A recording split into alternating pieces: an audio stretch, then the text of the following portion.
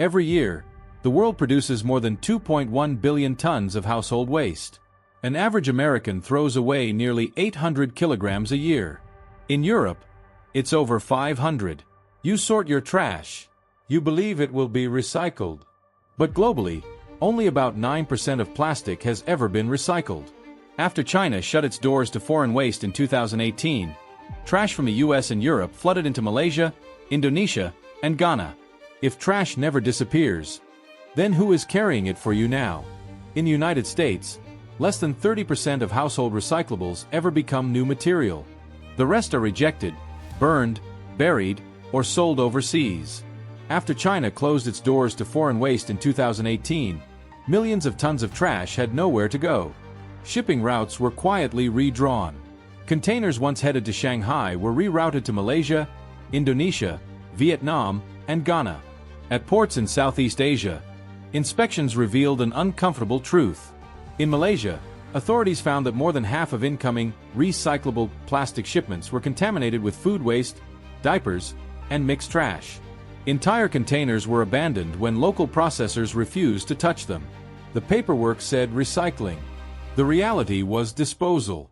In Ghana, near the Agbogbloshie waste zone in Accra, tens of thousands of people live and work beside imported scrap. Soil samples there show lead levels up to 50 times higher than safety limits. Studies found microplastics in nearby rivers flowing directly into the Atlantic. None of this waste was produced locally. It arrived labeled as opportunity. Meanwhile, cities in Europe proudly report recycling rates of 40 or even 50%. But those numbers are often counted the moment waste leaves the city boundary. Once it is exported, it is marked as handled. What happens next no longer appears in the statistics. So the system works on paper. It keeps cities clean, numbers high, and consumers reassured. But if recycling ends the moment trash crosses a border, then what exactly is being recycled? And who is left dealing with what you threw away? Globally, the world now produces more than 2.1 billion tons of municipal solid waste every year. That number is projected to reach 3.4 billion tons by 2050, even without population growth accelerating. What is growing faster than people is consumption. Packaging, single-use materials, short product lifespans. In high-income countries, the average person throws away between 500 and 800 kilograms of household waste per year. In low-income countries, the number is often under 200. Yet the waste does not stay where it is produced. It moves along trade routes that mirror global inequality. Plastic is the clearest example. Since the 1950s, humans have produced more than 9 billion tons of plastic. About 7 billion tons have already become waste. Of that, only around 9% has ever been recycled. Roughly 12% was incinerated. The rest sits in landfills, open dumps, rivers, or oceans, still counted as managed. Before 2018, China absorbed nearly half of the world's plastic waste exports. In some years, more than 7 million tons entered Chinese ports labeled as recyclable material. When China introduced the national sword policy and shut the door, the global system broke overnight. Waste did not stop. It simply rerouted. Malaysia's plastic waste imports tripled within a year. Indonesia saw illegal dumping cases rise sharply near ports like Surabaya. Vietnam temporarily halted new recycling licenses after warehouses filled with abandoned containers. In Thailand, investigators traced shipments back to recycling programs in Europe and North America. On paper, the waste had been recycled. In reality, it had only changed addresses. The economics explain why. Processing 1 ton of clean, sorted plastic in a wealthy country can cost several $100s.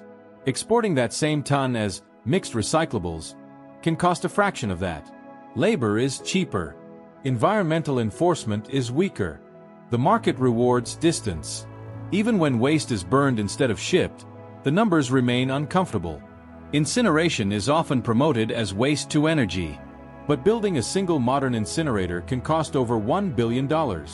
Once built, it needs a constant supply of trash for decades to stay profitable. That creates a contradiction. Reducing waste threatens the business model designed to destroy it. Landfills tell a similar story. In the United States, more than half of municipal waste still ends up buried. In rapidly growing cities across Asia and Africa, open dumps dominate. Methane emissions from landfills now account for roughly 11% of global methane output, a greenhouse gas far more potent than carbon dioxide in the short term. Waste is no longer just a cleanliness issue. It is a climate issue. What makes the scale harder to see is fragmentation. Waste statistics are reported locally. Trade data is reported separately. Environmental damage appears years later, in different countries. No single chart shows the full system. But when the numbers are placed side by side, a pattern emerges. The countries that consume the most generate the most waste. The countries that process the most waste are often not the ones that produced it. And the communities that suffer the consequences rarely appear in recycling reports or sustainability dashboards. If recycling rates are calculated when waste leaves a city, not when it becomes a new product, then the success is administrative, not material. If waste exports count as environmental progress, then progress depends on someone else absorbing the damage. So the problem is not that the world produces waste. Every society does. The problem is that the system is designed to make waste disappear statistically, not physically. When the numbers look good and the streets stay clean, the pressure to change disappears. And as long as waste can be moved cheaper than it can be reduced, the total volume will keep growing. If this is the true scale of the problem, then the question is no longer whether recycling works. The real question is whether the system was ever built to reduce waste at all, or simply to move it far enough away that no one has to see it. The promise of recycling sounds simple. Use less, sort better, turn waste into new products, but the system collapses under its own math. Recycling only works when materials are clean, uniform, and collected at scale. Modern waste is none of those things. Start with plastic. There are more than 7,000 types of plastic in use today. Many look identical. Most are chemically incompatible. A bottle and its cap are often made from different polymers. Add food residue, labels, dyes, and mixed packaging, and the material loses value fast. By the time it reaches a sorting facility, much of it is already unrecyclable. Cost is the first contradiction. Virgin plastic, made directly from oil and gas, is often cheaper than recycled plastic. When oil prices fall, recycled materials become even less competitive. In the United States and Europe, producing 1 ton of recycled plastic can cost 2 to 3 times more than producing virgin resin. The market chooses price, not intention. Contamination is the second contradiction. Recycling programs depend on households doing the sorting. But even small mistakes ruin entire batches. A greasy pizza box can contaminate clean paper. A non-recyclable pouch mixed into plastics can downgrade the whole load. In many cities, rejection rates at recycling facilities exceed 25%. Some facilities quietly discard more than half of what they receive. Then there is demand. Recycled material needs buyers. Many manufacturers require strict quality standards that recycled inputs cannot consistently meet. A recycled plastic bottle might only be recycled once or twice before the polymer degrades too far. After that, it still becomes waste. Recycling delays disposal. It does not eliminate it. This leads to the central illusion. Recycling rates measure activity, not outcomes. Waste is counted as recycled when it is collected, sorted, or sold, not when it becomes a new product. In many reporting systems, exporting waste counts as success. Burning waste counts as recovery. Landfilling is framed as last resort, even when it remains the dominant outcome. Paper offers a similar story. Paper fibers can only be recycled 5 to 7 times before they become too short to bind. Each cycle requires fresh trees to keep the system going. Glass recycling depends heavily on color sorting. Mixed glass often gets crushed and used as landfill cover instead of new bottles. Metal recycling works better, but metals represent a small fraction of total household waste by volume. So why does the system persist? Because recycling solves a political problem. It allows consumption to continue without confronting reduction. It shifts responsibility from producers to consumers. If waste piles up, the narrative says people sorted incorrectly, not that products were designed to be disposable. Packaging illustrates this clearly. Over 40% of global plastic production goes into packaging, most of it used once. Companies redesign labels, add layers, change shapes, all in the name of branding. recycling systems must adapt after the fact. The cost of that adaptation is rarely paid by the producer. It is paid by cities, taxpayers, or communities at the end of the chain. Incineration adds another layer of contradiction. Marketed as waste-to-energy, it promises clean disposal and electricity. But incinerators need a constant flow of trash to stay profitable. Cities that build them often sign long-term contracts guaranteeing minimum waste volumes. Reducing waste then becomes a financial risk. The cleaner the city gets, the more expensive the system becomes. The same logic applies to landfills engineered as infrastructure assets. Once built, they need filling. Methane capture systems reduce some emissions, but they do not stop the flow. Waste remains locked into decades-long cycles. Recycling, in theory, is about closing the loop. In practice, it keeps the loop open just enough to feel manageable. It creates the appearance of control without changing the underlying drivers of waste. Cheap materials, disposable design, externalized costs. So the paradox is not that recycling fails sometimes. The paradox is that it succeeds exactly at what it was designed to do. It keeps consumption socially acceptable. It keeps waste statistically invisible. And it keeps the system moving forward without asking who pays when the material finally has nowhere left to go. If recycling delays disposal, shifts responsibility, and depends on someone else absorbing the damage, then what problem is it actually solving? And if the system cannot function without waste continuing to grow, then what happens when there is nowhere left to send it? The waste system does not run on good intentions. It runs on contracts, margins, and distance. Once trash leaves a household, it enters a supply chain designed to minimize cost and visibility, not volume. The first layer is municipal collection. Cities rarely handle waste themselves. They outsource it to private contractors under long-term agreements. These contracts reward efficiency measured in tonnage moved, not waste reduced. The more trash collected, the more stable the revenue. Less waste means renegotiation or losses. From there, waste is sorted into categories that look technical but function financially. Recyclable, residual, energy recovery. Each label determines where the material can legally go. Once labeled, it becomes a commodity, not something to be eliminated, but something to be sold.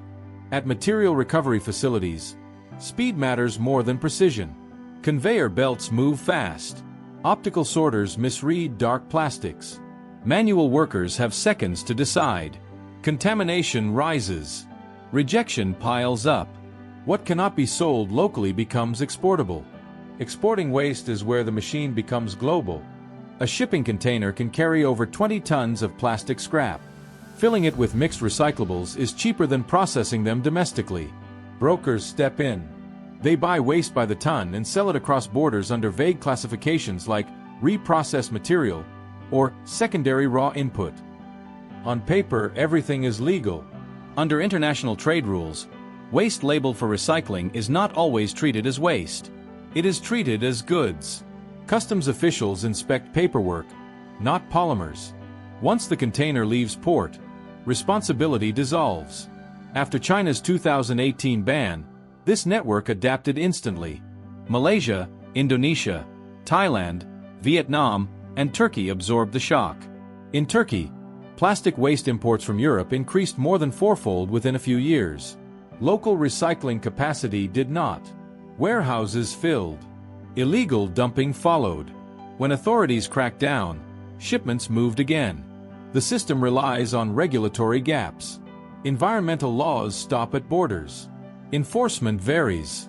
A load rejected in one country can be rerouted to another. If it fails again, it may be abandoned. The cost of abandonment is lower than the cost of compliance. Incineration fits neatly into this logic. Building a modern incinerator requires massive capital. To secure financing, operators demand guaranteed waste volumes for decades. Cities sign contracts promising minimum tonnage. If waste falls below that level, penalties apply. Trash becomes a financial obligation. Landfills operate the same way. Engineered sites are planned for decades of capacity.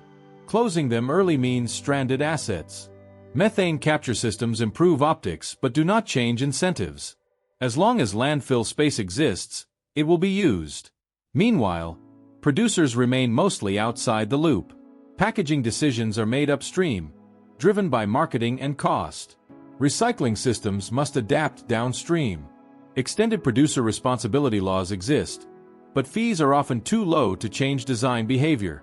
The cheapest option remains disposable complexity.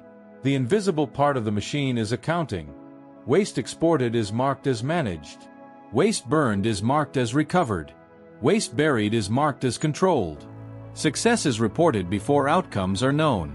By the time pollution appears, the paperwork is complete. This separation allows the system to scale. Consumers see bins, not borders.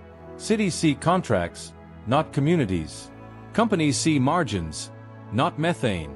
Each layer is optimized in isolation. Together, they create a machine that moves waste efficiently while avoiding responsibility for its end state. The result is a paradoxical efficiency. Trash disappears quickly from places with money and power. It accumulates slowly in places without either. The system does not fail. It performs exactly as designed. Once waste becomes a tradable input, reducing it becomes irrational. Every actor along the chain is paid to keep it moving, not stopping it. So the question is no longer who is dumping waste illegally. The more important question is who benefits from a system where legality depends on distance. And if this machine depends on constant flow, what happens when the flow overwhelms the places meant to absorb it? The damage from household waste does not concentrate in one place. It spreads along routes, ports, riverbanks, informal dumps. Each location absorbs a different part of the cost. Together, they form a map that never appears in recycling reports. In Southeast Asia, Malaysia became a pressure valve after 2018. Plastic waste imports surged almost overnight. By 2019, inspectors found more than 150 illegal recycling facilities operating around Kuala Langat alone.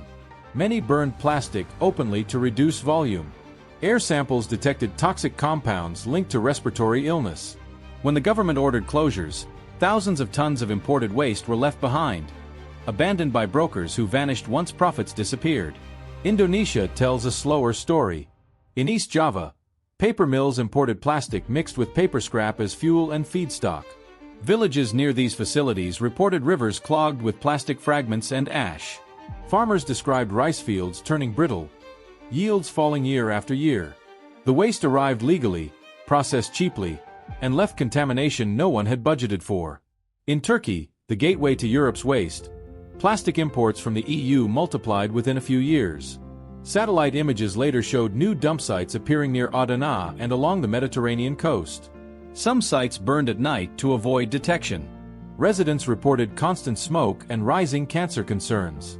Officially, much of the waste had been recycled. On the ground, it had simply been relocated. Across the Atlantic, Ghana shows the human endpoint. Near Accra, informal waste zones handle electronics, plastics, and mixed scrap imported or diverted from global flows. At Agbogbloshie, workers dismantle waste by hand. Blood tests in nearby communities revealed elevated levels of lead, cadmium, and mercury. Life expectancy is shorter. Childhood illness is common. The waste did not arrive as charity. It arrived through trade. India faces a different scale. Rapid urbanization produces tens of millions of tons of municipal waste annually. In cities like Delhi and Mumbai, landfills rise like hills. Fires smolder for months. In 2022, methane fires at landfills forced evacuations and shut down nearby roads. These sites receive both domestic waste and diverted international scrap. The boundary between local and global trash blurs. Latin America reflects another pattern. In Chile and Mexico, modern landfills coexist with open dumps just kilometers apart. Exported plastics and paper feed industrial recycling in some zones, while rejected material spills into informal sites nearby. Regulations exist. Enforcement does not keep pace with volume. Even wealthy regions are not immune. In the United States, rural counties host massive landfills that serve distant cities. Waste travels hundreds of kilometers from dense urban centers to sparsely populated areas. These communities gain short-term jobs and long-term liabilities. Groundwater monitoring becomes permanent. Property values stagnate. The city stays clean. The countryside absorbs the risk. Oceans connect these points. An estimated 11 million tons of plastic enter the ocean every year. Rivers act as conveyors. In Southeast Asia and Africa, waste dumped near waterways fragments and flows downstream. Microplastics now appear in fish, salt, and drinking water worldwide. No export label can stop that movement. Climate compounds the damage. Landfills emit methane for decades. As waste volumes rise, so do emissions. Waste-related methane now represents a significant share of short-term climate forcing. The places hosting landfills bear both local pollution and global consequences. What ties these locations together is not culture or governance alone. It is position. They sit at the end of the chain. They lack bargaining power. When they resist, the system shifts again. Waste finds the next port, the next border, the next community willing or forced to take it. The map keeps expanding because no single place carries the full cost. Each site absorbs only a fragment. Smoke here, contaminated soil there, illness somewhere else. The total never appears on one balance sheet. This fragmentation makes accountability impossible. By the time damage is measured, contracts have expired. Brokers have moved on. Cities report success. Recycling targets are met. But on the ground, the pattern is visible. Wherever waste settles, it stays. Wherever it stays, it reshapes land, water, and health.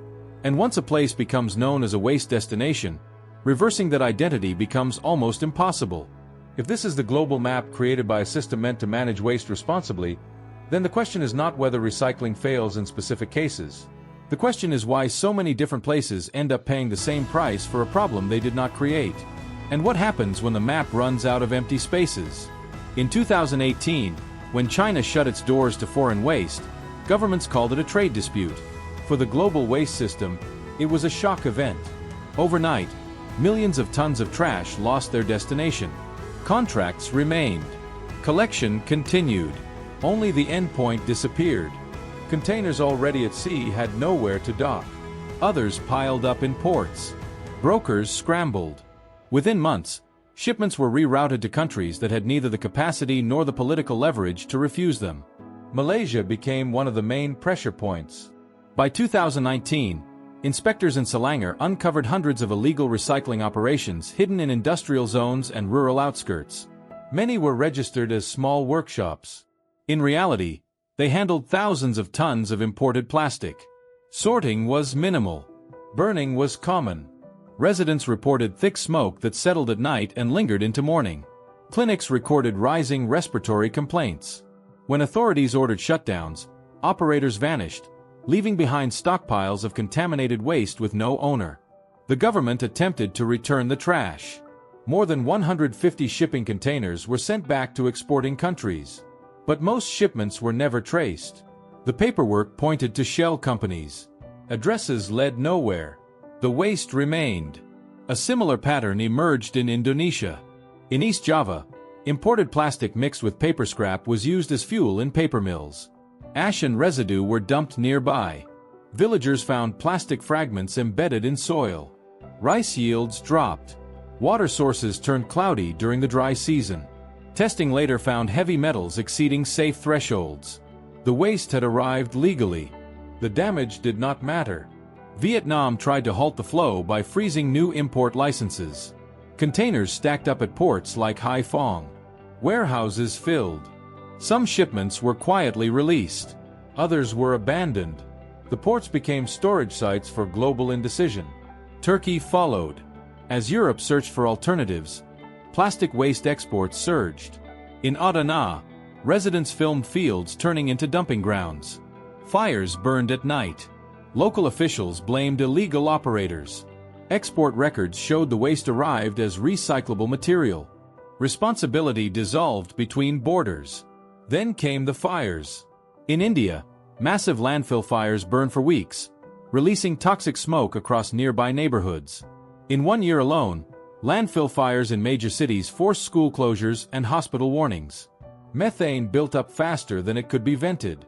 Waste that had been moved, buried, and delayed finally ignited. These were not isolated accidents. They were pressure releases. When a system built on constant flow loses outlets, it ruptures. The rupture appears as fires, abandoned containers, poisoned soil, and communities left to absorb what no one else wanted. What makes this moment the climax is not a single disaster, but the simultaneity. Different countries, same pattern, the same labels, the same justifications. Recycling, recovery, temporary storage. Each term buys time. None resolves volume. Cities in wealthy countries continued to report stable recycling rates. The bins were emptied. Streets stayed clean. The crisis unfolded elsewhere. By the time images surfaced, the narrative was already set. Illegal dumping, poor enforcement, local failure. But the timeline tells a different story. The surge began immediately after export routes shifted. The scale matched the volumes no longer accepted by China. The locations matched regulatory gaps. This was not coincidence. It was redistribution under stress. For the communities at the receiving end, there was no warning phase. Waste arrived faster than laws could adapt. Infrastructure lagged. Health impacts followed. By the time officials reacted, the damage was already embedded in soil and water. The system did not collapse publicly. It fractured quietly. Each fracture absorbed pressure just long enough to keep the rest moving. And when those fractures could no longer hold, the consequences became visible. Smoke in the air, fires on the ground, containers without owners, communities without answers. If this is what happens when the global waste system loses one outlet, then the question is not whether another crisis will come. The question is how many more places will be pushed to absorb the next one before the system finally runs out of room. The collapse does not arrive as a single moment. It unfolds slowly, layer by layer, until the damage becomes permanent. By then, the system has already moved on. Start with land. Once a site becomes a dumping ground, reversing it is rare. In Southeast Asia, former agricultural land near illegal recycling zones shows long-term contamination. Soil tests reveal persistent heavy metals and microplastics years after operations shut down. Crops absorb what cannot be removed. Farming stops. The land stays poisoned long after the waste traders disappear. Water follows. Open dumps leak. Landfills seep. In Ghana, Indonesia, and parts of India, groundwater near waste sites shows elevated levels of lead, arsenic, and organic pollutants. Communities switch to bottled water when they can afford it. When they cannot, exposure becomes routine. The cost is measured in illness, not invoices. Air completes the cycle. Burning waste releases dioxins, furans, and fine particles. These compounds travel far beyond dump sites. In cities downwind of major landfills, respiratory disease rates rise quietly. Fires burn for weeks because the waste beneath the surface never fully extinguishes. Smoke becomes seasonal. Climate locks the damage in place. Landfills emit methane for decades. Even well-managed sites release gas long after closure. Waste-related methane now represents a significant share of short-term global warming potential. The emissions come from yesterday's trash, but the consequences stretch into the future. Infrastructure absorbs another blow. Cities expand toward former dump sites once land appears unused. Buildings settle unevenly. Roads crack. In several regions, construction over old landfills leads to subsidence and structural failure years later. The original waste becomes an invisible fault line beneath modern development. Social collapse follows environmental collapse. Communities hosting waste facilities experience declining property values and rising health costs. Jobs linked to waste processing are unstable and dangerous. Once a place is labeled a waste destination, investment shifts elsewhere. Schools, clinics, and services lag behind. Children grow up inside the system without choice. In informal waste zones, exposure begins early. Studies link childhood contact with waste sites to developmental delays and chronic illness. These impacts do not appear in recycling statistics. They appear decades later, in healthcare systems already under strain. Even when governments respond, the damage resists repair. Cleanup programs are expensive and slow. Removing contaminated soil requires excavation and safe disposal elsewhere. The waste must go somewhere. The cycle repeats. Meanwhile, exporting countries rarely feel the collapse directly. Their streets remain clean. Their reports remain positive. Recycling targets are met. The cost of failure is externalized. Responsibility fades with distance. The final collapse is trust. When communities see waste arrive without consent and damage without compensation, faith in regulation erodes. Illegal dumping becomes normalized. Enforcement becomes reactive. The system loses legitimacy at the edges while appearing functional at the center. This is the end state of a system built to move waste rather than reduce it. Not catastrophe in one place, but chronic damage everywhere it touches. Waste does not vanish. It accumulates pressure. It reshapes land. It alters water. It shortens lives. And once those changes take hold, reversing them becomes a generational project, not a policy adjustment. The collapse is not loud enough to force immediate change. It is slow enough to be tolerated. By the time it becomes undeniable, the material has already settled into places that cannot send it back. If this is the long-term outcome of a system meant to manage waste responsibly, then the question is no longer whether recycling needs improvement.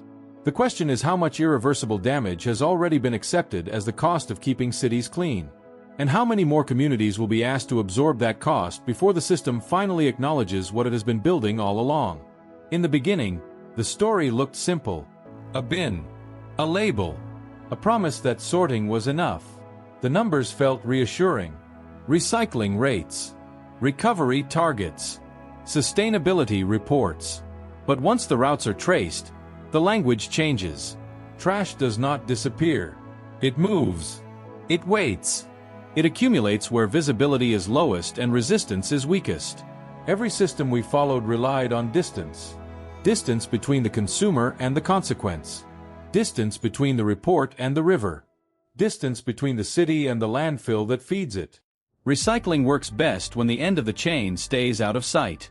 What makes this uncomfortable is not that waste exists. Every society produces waste. What makes it uncomfortable is how deliberately the system avoids asking where it finally settles. The moment trash crosses a border, it stops being counted as a problem.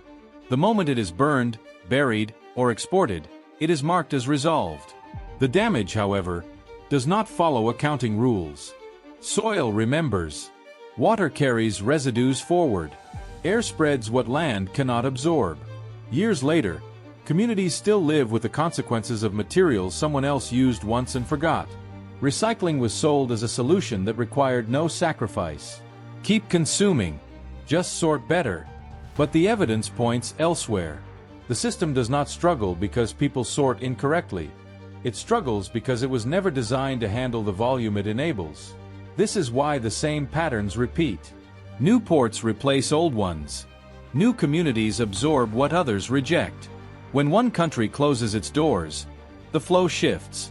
The system adapts faster than regulation because it is driven by cost, not care. The clean city and the polluted outskirts are not opposites. They are connected. One exists because the other does. Every ton of waste that leaves a city must arrive somewhere. Every report that claims success leaves a footprint outside the frame. The most uncomfortable part is that this system does not require secrecy to function. It operates openly, legally, and efficiently. Contracts are signed. Containers are labeled. Metrics are met. Only the outcome is hidden.